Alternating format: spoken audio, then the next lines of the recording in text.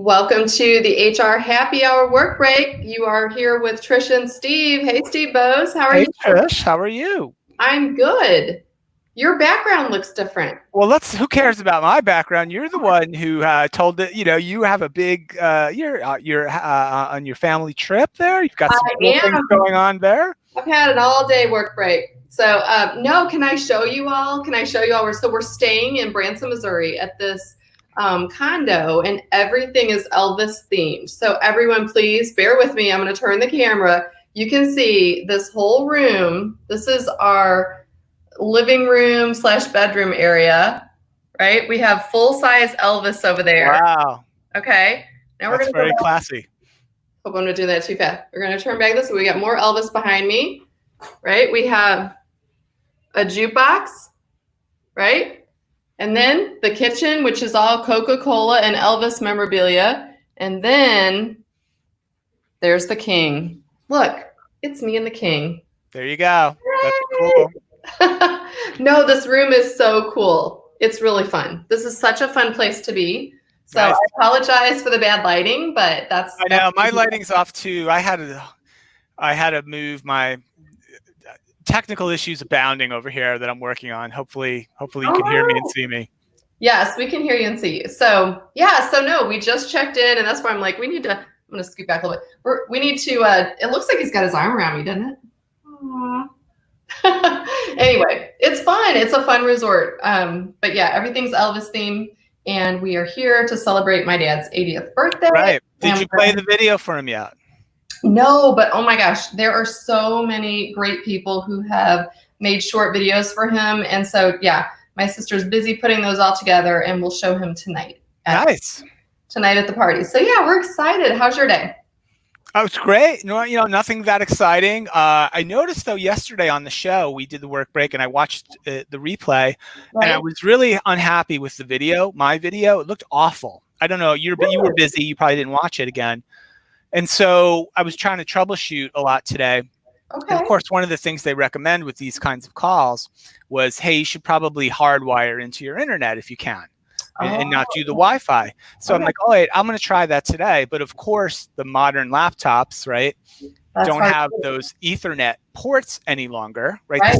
So and I didn't have the adapter. So I have a whole crazy situation here with a very old laptop I still had laying around that had an Ethernet port.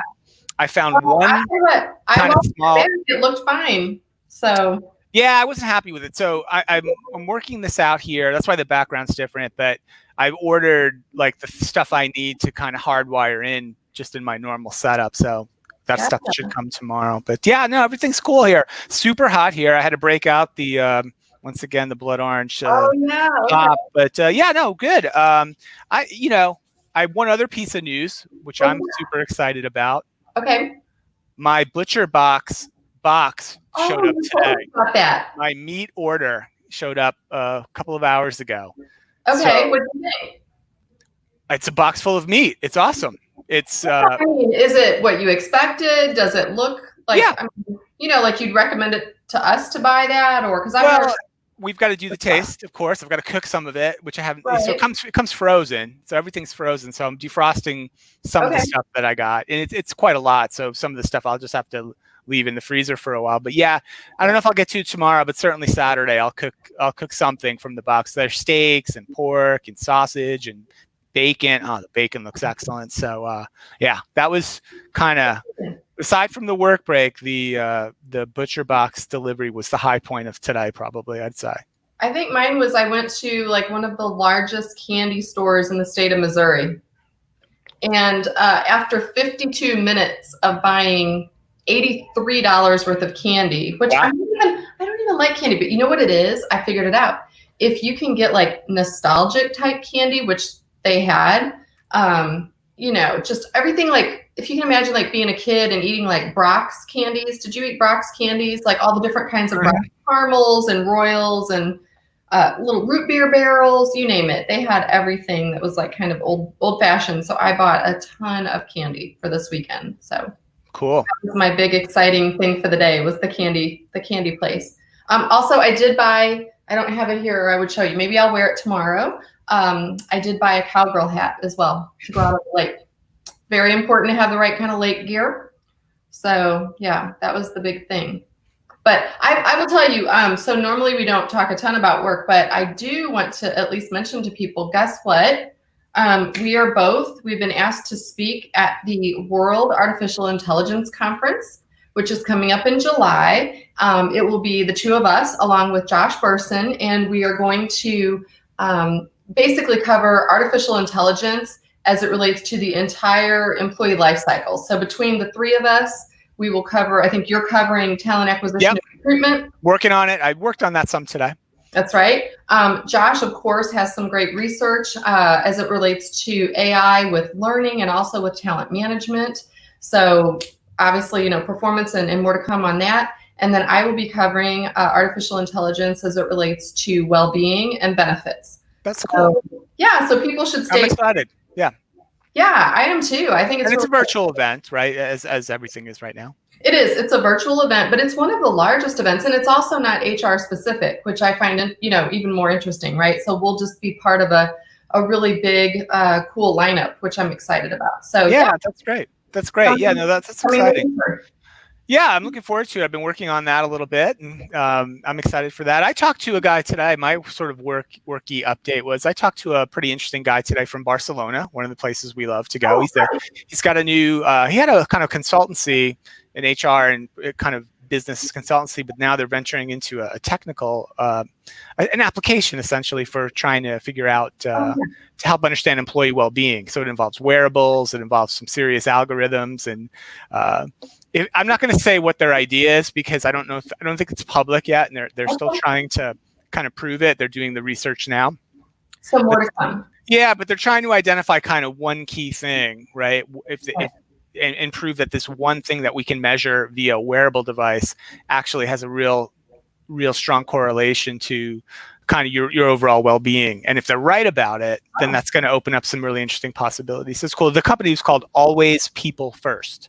And very good. Okay. Yeah, pretty cool. So the People First thing's made it all the way to Spain as well. I found out today. But yeah, super cool guy. But yeah, I do. All right, you're busy, I know. So I don't know. I had other notes. I have one more note. One more note, because I was going to say, we have like all of the teenagers are kind of road tripping and driving down on their own. And so we've got the last little group, the girls, who stopped off to tour Meramec Caverns Cave. But they are probably within 3 or 4 minutes. So they will be here soon. I read this interesting piece today. It's called The 30 Best Cities to Live in Post-Pandemic. 30 Best Cities to Live in, USA, limited to. Post-pandemic, Trish.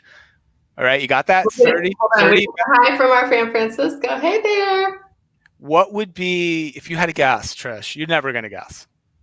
I'll give you a hint. The number one city, according to this article. Okay. It's in Illinois. What?